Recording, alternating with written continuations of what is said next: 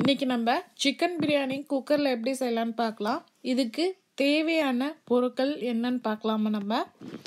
இதுக்கு தேவையான பொருட்கள்னு பார்த்தீங்கன்னா, பெரிய வெங்காயம் 3, தக்காளி அரை தக்காளி, தயிர் 1 கப், பூண்டு 7 to 8 பல், இஞ்சி சின்ன துண்டு, புதினா 1 கைப்பிடி அளவுக்கு, கொத்தமல்லி 1 கொத்து, அதுக்கப்புறம் மிளகாத்தூள் 1.5 டீஸ்பூன், மஞ்சத்தூள் 1 டீஸ்பூன், பிரியாணி மசாலா சக்தி மசாலா பிரியாணி மசாலா வந்து ஒரு 1.5 டீஸ்பூன், அதுக்கப்புறம் தாளிக்கன்னு பார்த்தீங்கன்னா பட்டை கிராம்பு பிரிஞ்சி இலை முந்திரி சோம்பு இதெல்லாம் வந்து 3, அதுக்கப்புறம் பாஸ்மதி ரைஸ் வந்து 2 கப் ஊற வச்சுருக்கோம். அதுக்கப்புறம் சிக்கன் வந்து 1/2 கிலோ. இதுதான் இதுக்கு தேவையான பொருட்கள். ஃபஸ்ட்டு என்ன பண்ணணுன்னா, இதெல்லாம் ரெடி பண்ணி வச்சுக்கணும். இஞ்சி பூண்டு அரைச்சி வச்சுக்கணும். அதோடு நம்ம பச்சை மிளகாவும் வச்சுக்கலாம். பச்சை மிளகா அரைச்சிக்கிறவங்க அரைச்சிக்கலாம். ஃபஸ்ட்டு இப்போ குக்கரை போட்டுக்கலாம். குக்கர் போட்டு அதில் நெய்யும் எண்ணெயும் கலந்து விட்ருக்கேன் 2 டீஸ்பூன். அதில் வச்சுருக்க பிரிஞ்சி இலை பட்டை கிராம்பு சோம்பு முந்திரி ஏலக்காய் இது போட்டிருக்கோம். இதில் இப்போ நம்ம வெங்காயத்தை போட்டுக்கலாம்.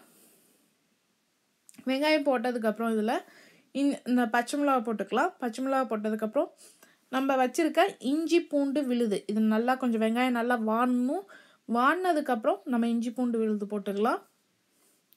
இப்போ நல்லா அந்த இஞ்சி பூண்டு விழுதும் பச்சை வாசனை போகிற அளவுக்கு வாட்டினதுக்கப்புறம் இதில் நம்ம வச்சுருக்க அந்த புதினா போட்டுக்கலாம். கொத்தமல்லியும் போட்டுக்கலாம் வேணும்னா.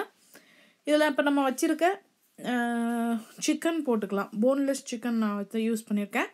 இதை வந்து இதை போட்டுக்கிட்டு இப்போ நல்லா அந்த சிக்கன் வந்து கொஞ்சம் வேகிற மாதிரி நம்ம போட்டு நல்லா வேக வச்சுக்கலாம். நல்லா வாட்டிக்கிட்டே இருக்கணும். இது நம்ம வச்சுருக்க இப்போ மசால் தூள் சில்லி மசாலா மிளகாத்தூள் மஞ்சத்தூள் பிரியாணி மசாலா இது 3 நான் போட்டிருக்கேன். வேறு எந்த மசாலும் நான் யூஸ் பண்ணல.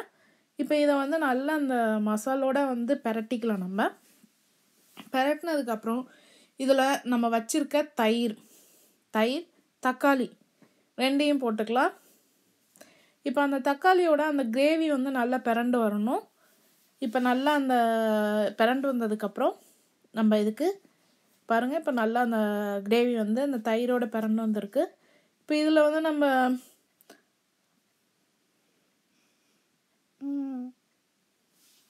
அரிசி போட்டுக்கலாம். அரிசி வந்து நான் 2 கப் ஊற வச்சுருக்கேன். பாஸ்மதி ரைஸ் போட்டிருக்கேன். இதுக்கு வந்து நான் வந்து 1 கப்புக்கு வந்து 2 கப் தண்ணி எடுக்கலாம். அது கொஞ்சம் லைட்டாக குழஞ்ச மாதிரி வரும். அதனால் நீங்கள் 1.25 கப் எடுத்தாவே பெஸ்ட்டு. ஊற வச்ச பாஸ்மதி ரைஸ்னால் 1.5 to 1.25 வரைக்கும் வச்சுக்கிட்டிங்கன்னா உங்களுக்கு நல்லா வரும், நல்லா உதிரியாக. இது இப்போ இதில் கொத்தமல்லி தழை போட்டிருக்கோம். இதுக்கு தேவையான அளவு தண்ணி விட்டு நம்ம வந்து ஒரு விசில் விட்டாவே போதும். அது நல்லா அழகாக வந்திருக்கு பிரியாணி. இங்கே பாருங்கள் அழகாக வந்திருக்கு. அரிசி பாருங்கள் நல்லா அழகாக மெலிசாக நீட்டமாக வந்திருக்கு.